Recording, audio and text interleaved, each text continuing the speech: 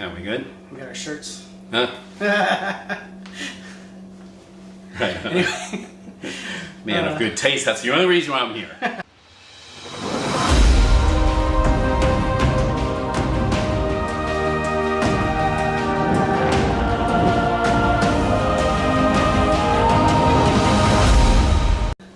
Hey, Uno here with Amputee Rider, and I got a guest here today at Amputee Rider World Headquarters, the one and only Yoda.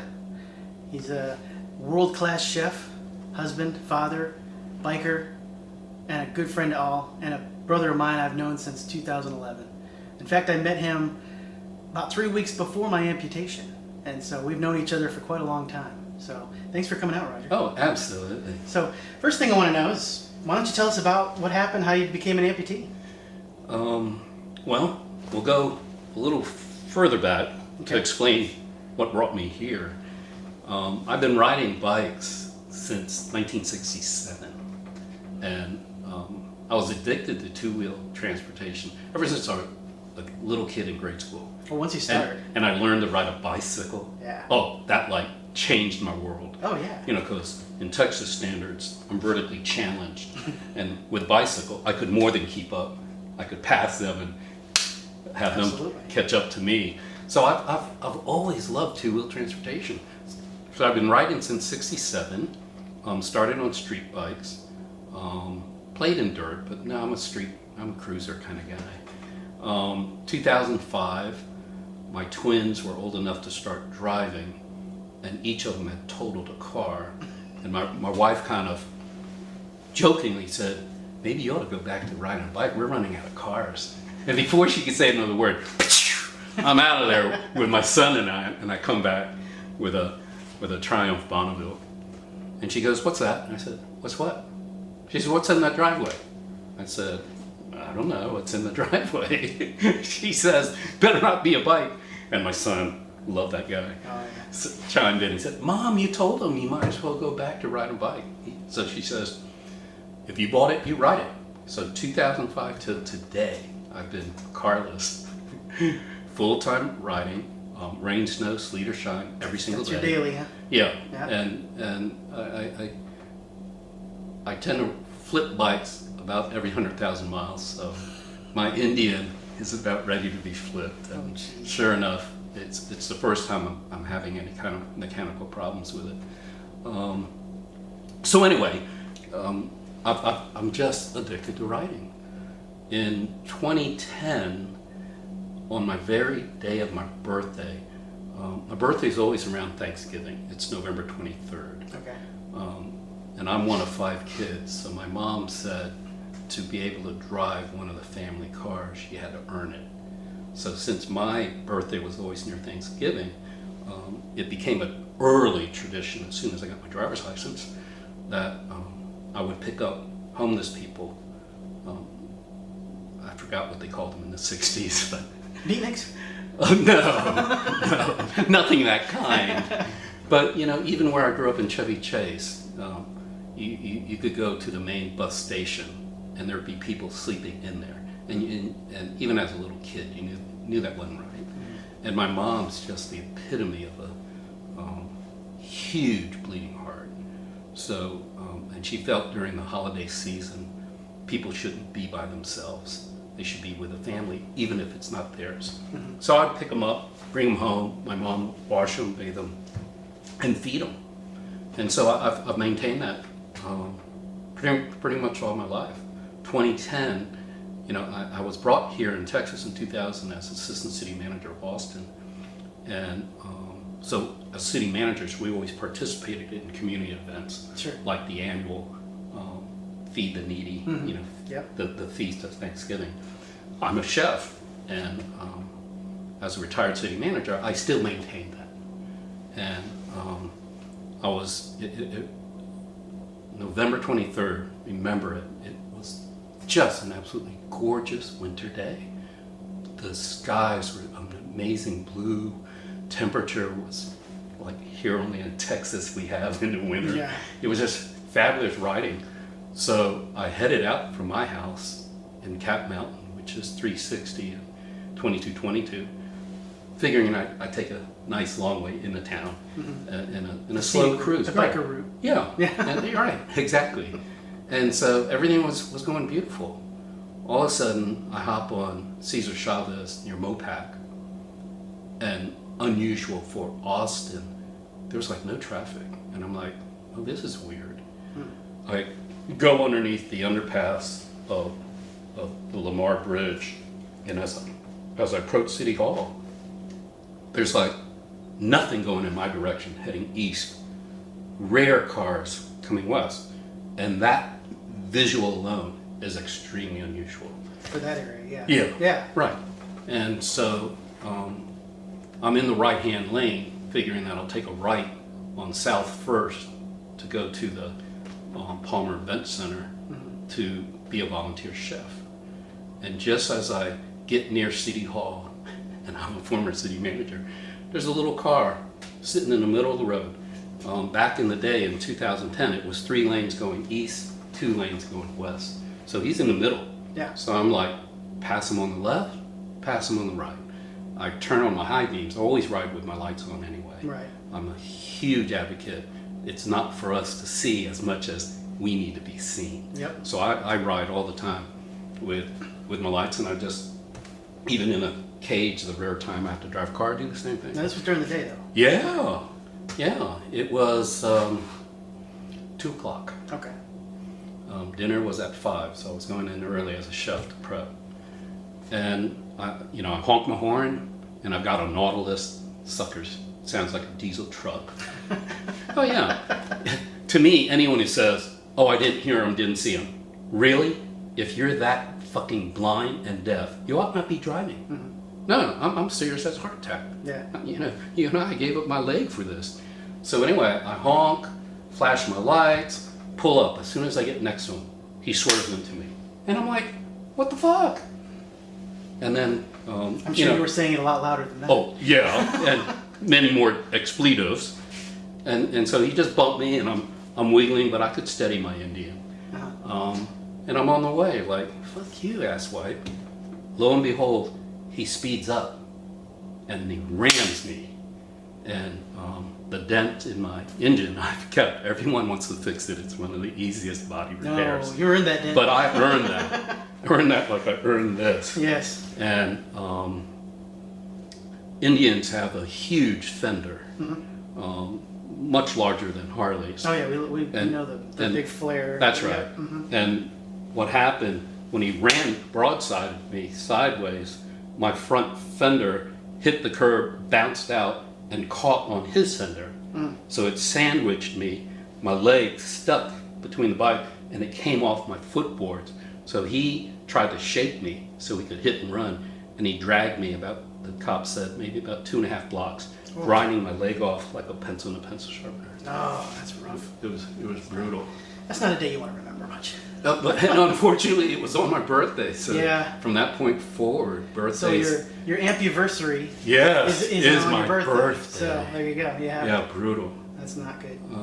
But I still give, and it was my life changed dramatically in ways I could not have imagined or anticipated, but mostly positive. Right. You know, my life was always, I felt I lived a charmed life beforehand, where people were always kind to me, whether I felt they deserved it or not, compared to my peers and others like me.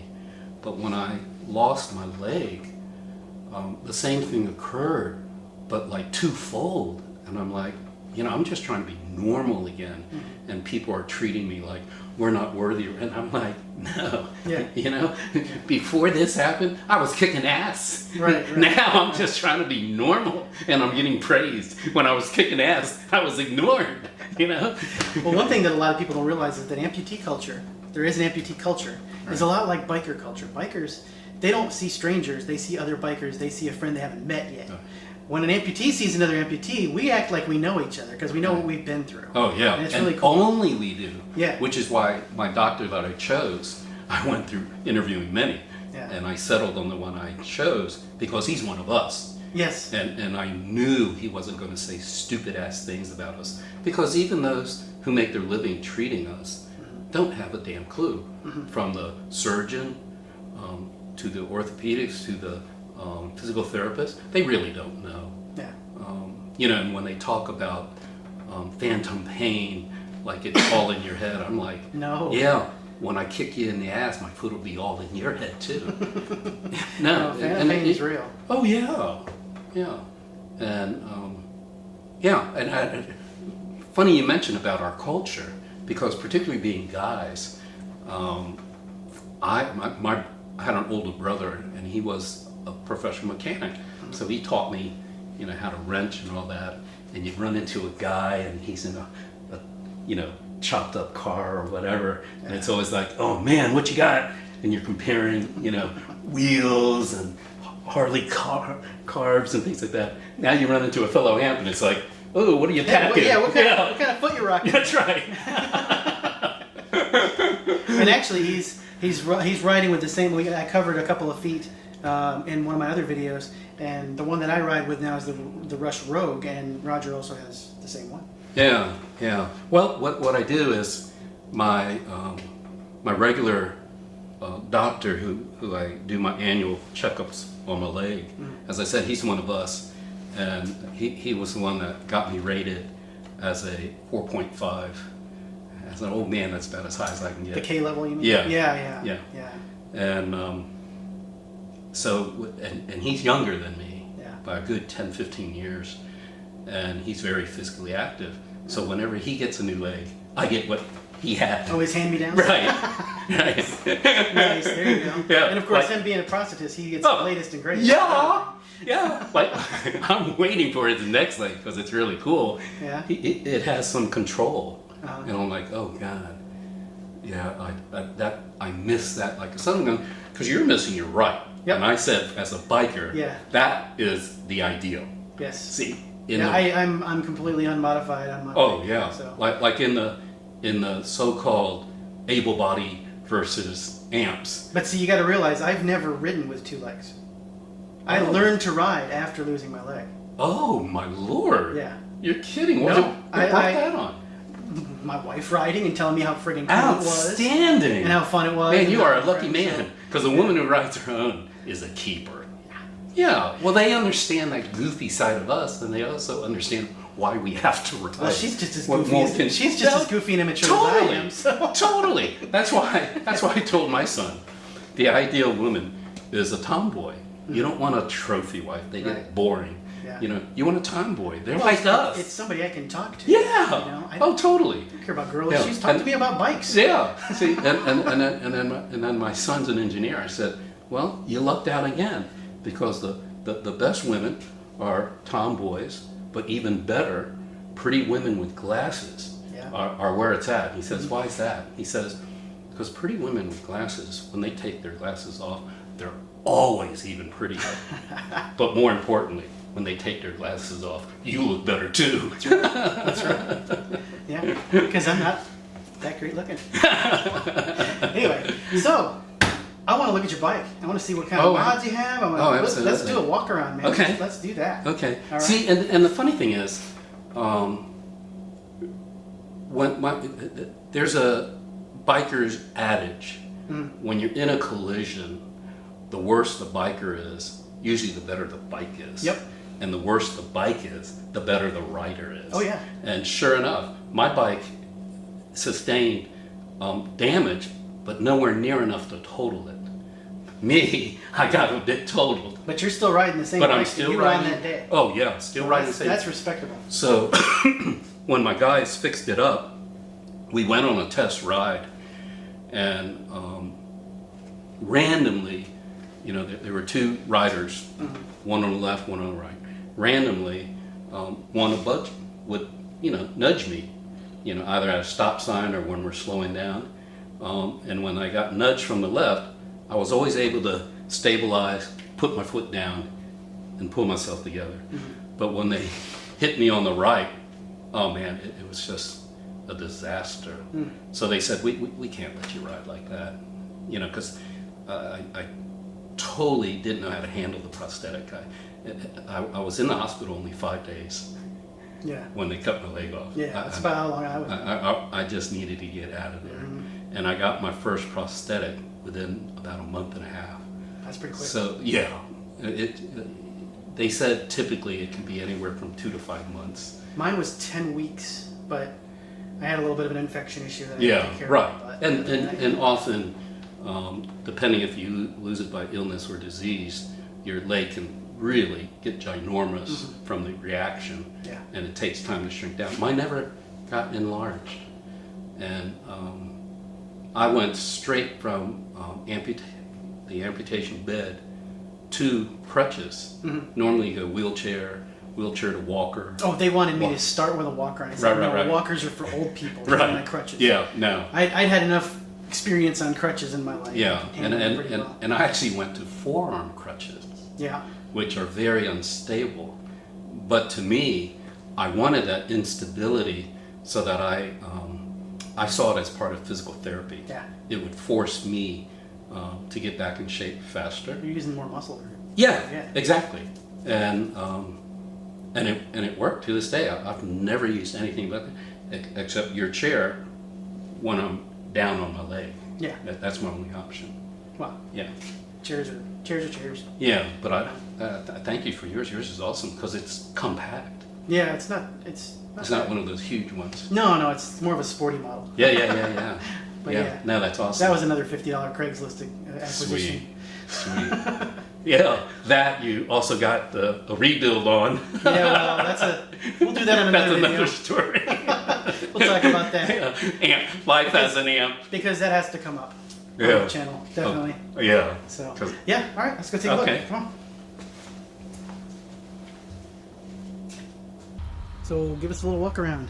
Well, all my bikes, oddly enough, when I purchase them, are kind of silver gray. And some of the guys at my bar decided that they would trick out my bike. And I said, all my bikes have been silver gray. I don't know why. And I've always been a fan of flat black. So Mitch was doing some work on my bike. When he said he was done, he called me to come get it. And it's like blacked out. And I'm like, wow. Right here, can you see it? Mm-hmm. That's where the car hit me, bounced, and threw me that way, and then we came back together. Kind of makes it look like the dish of the Death Star.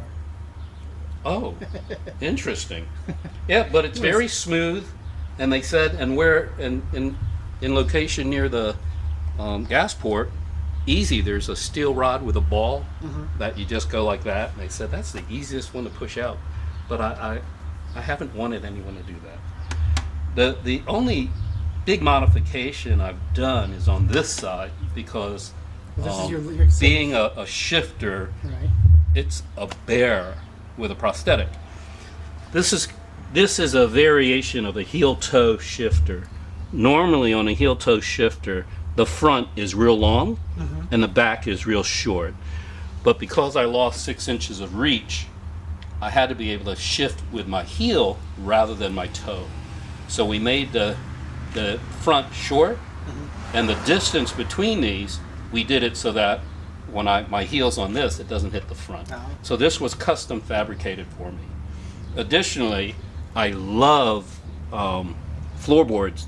So what the shop did is they extended this so that when I'm shifting, if I slip, it'll still hit the board. And they put this side on so that when I'm riding, my leg doesn't drift away. Right. It's real easy with a prosthetic to, with the vibration and stuff, you don't even feel your leg. So that really helps, having that edge. This was also a two-wheel bike originally. Right, and here's the original bike. I wanted to maintain it I wanted it to still look like a motorcycle. So I got hit in 2010. 2012, Harley came out with a stock trike again. And so I call this my Indy Davison. It's got a Harley trike rear end on it. The bigger Indians are Softails, very similar to the Harley Softail. So it was pretty interchangeable with very little modification, specialty being done. On this side, it looks stock, but it's not. This I had fabricated. It's a big tube, and I needed it because the longest peg ends like here. Pegs are normally like that, and then an extended would be like this. But I needed it even further, and I wanted it to be thick so that it brought it further back. Harleys come stock where you can move your floorboards. This is called forward to mid, but Indian you can't do that. And since I'm vertically challenged and the seats pulled back, I had to shorten that distance by making this longer and fatter. But that's pretty much it. It's pretty ratty, like I'm ratty, but I like it. Good. I encourage amps to ride because you've got to feel the same that I do. It's pretty much the only time that we feel whole, because motorcycles don't care, don't know what parts you have or don't have. It takes the same amount of balls, spirit, and experience to ride regardless. And so when I see other amps riding, I totally get it. It's liberating for us. Very much so. Yeah. Perfect.